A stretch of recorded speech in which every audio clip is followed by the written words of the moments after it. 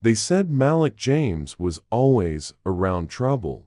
What they didn't say was that trouble was usually wearing a badge. It started on a Tuesday, right outside the liquor store on 9th and Maple. Malik was leaning on his bike, earbuds in, when he saw the police cruiser roll up. No siren, just slow. Too slow. Inside the store, someone had knocked over a shelf. Loud crash, shattered glass, yelling. A scuffle, then silence. The kind that feels wrong. 2 cops came out dragging a man by the arms, blood on his face, handcuffed. Malik reached for his phone. Something felt off. The older cop officer, Grant, was scanning the crowd, but not for threats, for witnesses. He locked eyes with Malik. Cold, calculated. "You got something to record?" he asked. Malik said nothing, just slid the phone into his hoodie. Then it happened. Grant opened the cruiser's trunk, looked around, and pulled something from his jacket, a Ziploc bag. White powder. He tossed it in, closed the trunk. Malik didn't blink. He tapped his phone twice. Recording had already started. The younger officer looked nervous, kept glancing at Grant. The man they arrested? He wasn't yelling, wasn't fighting. He looked like he'd just given up. Malik pedaled away slow. Didn't run. Didn't post the video. Not yet. See, he'd seen what happened to people who spoke too soon in this neighborhood. They got visited, or charged with interference, or worse, disappeared behind doors that didn't open again. So Malik did something smarter. He rode to his aunt's house, where the Wi-Fi was stable, backed up the footage to 3 drives, one to the cloud, one to an old Chromebook, one to a burner phone hidden under his bed. Then he waited. That night, the news called it a routine narcotics arrest. Malik almost laughed. The man in cuffs. His name was Devin Ricks, local mechanic, had a daughter in 7th grade. Everyone knew he didn't deal, but Grant, he had a history. 2 complaints, both unsubstantiated. Malik knew what that meant. Swept under. The next morning, Malik showed the video to one person only, his history teacher, Miss Carter, a black woman who didn't play games. She watched, didn't blink, then whispered, "You can't go to the precinct." Not yet. She made a call, then another. 2 days later, someone in a suit met Malik behind the school. "Federal badge. You have the original file?" Malik nodded. 3 copies. The man smiled, impressed. "You're smart, son," Malik replied. "I'm tired." That video? It didn't just show the bag drop. It caught the moment Grant smiled after doing it. A smirk that said, "You'll never touch me." But now, he was already being watched. And Malik? He walked home that night, tired but taller. And yeah, the hoodie he wore? From our store. Because stories like this don't just live online. They live on backs, in streets, and in the truth we wear. By Friday, Malik noticed the unmarked car parked across from his building. Same silver sedan. Same guy pretending to check his phone for the 3rd hour. He didn't panic. He went upstairs, pulled the curtain half an inch, and watched. He'd been warned. Once they know you have evidence, they'll come politely. Then not so politely. At school, someone tagged his locker. Snitch. He ignored it. That afternoon, Miss Carter met him behind the gym again. "They transferred Officer Grant," she said, voice low. Malik frowned. "That's it? Just moved him?" She shook her head. "No, it's what they do before they bury complaints. Out of sight." That night, someone knocked at his aunt's door. Hard. She peeked through the blinds. 2 men. No uniforms. Malik hid the burner phone in the laundry basket and whispered, "Don't open."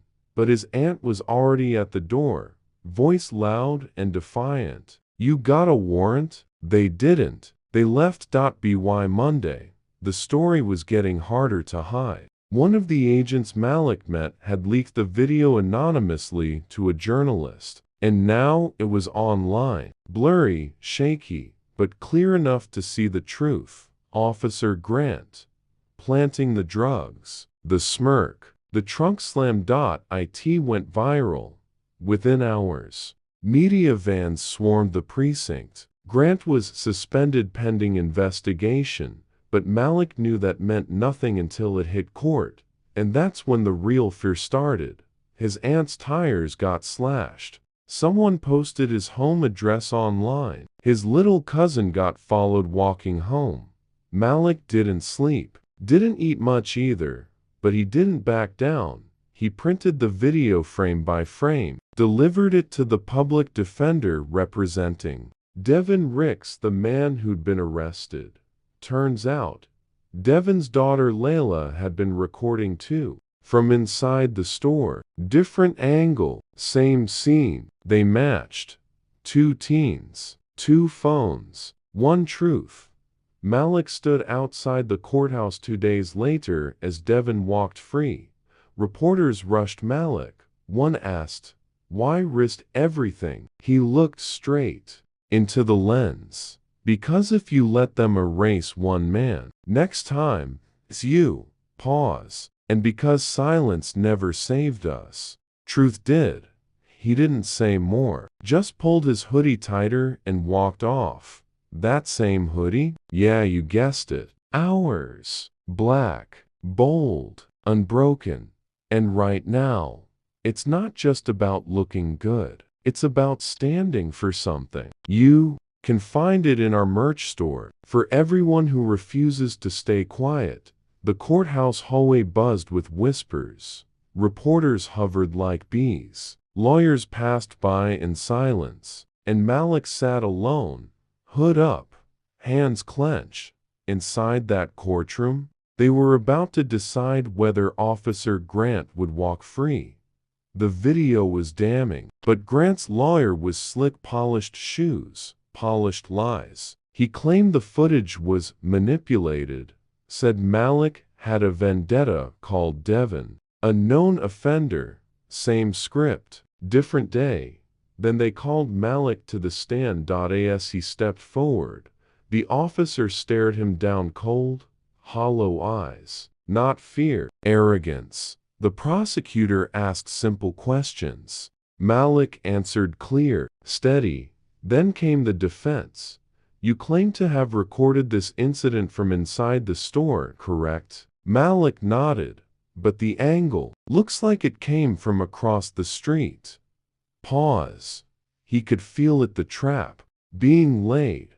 "I moved closer," Malik replied. The lawyer said, pretending to scribble notes. "And you expect the jury to believe that, as a teenager, you just happened to film a police officer mid-crime, from the perfect angle, out of civic duty?" Malik leaned into the mic. "No, I expect them to believe what their eyes already saw." Silence. The lawyer smiled thinly. "Is it true someone offered you compensation to share that footage?" Malik blinked. "No, not even. A free hoodie?" The lawyer sneered. And just like that the room laughed. Malik didn't flinch. "My hoodie wasn't free," he said. "It cost me safety, sleep, peace of mind." He turned to the jury. "It cost my family threats, my cousin being followed, my aunt replacing slashed tires."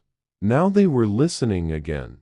He looked down, then back up. "But if you'll think that's too high a price for truth, maybe this badge behind me never meant protection in the first place." You could hear breathing. When he stepped off the stand, he passed Officer Grant. The man muttered under his breath, "You think that speech makes you a hero?" Malik stopped. "No," he said softly. "It makes me dangerous to people like you." The jury took 2 hours. "Guilty on all counts." As Malik walked outside, reporters swarmed him again. He didn't stop this time, just held up his hoodie sleeve, black, unbroken, embroidered. not printed. This isn't merch, he said to no one and everyone. It's armor for people who don't back down. You want one? It's in our store for the ones who speak when silence is safest and wear truth like it's sewn into their skin.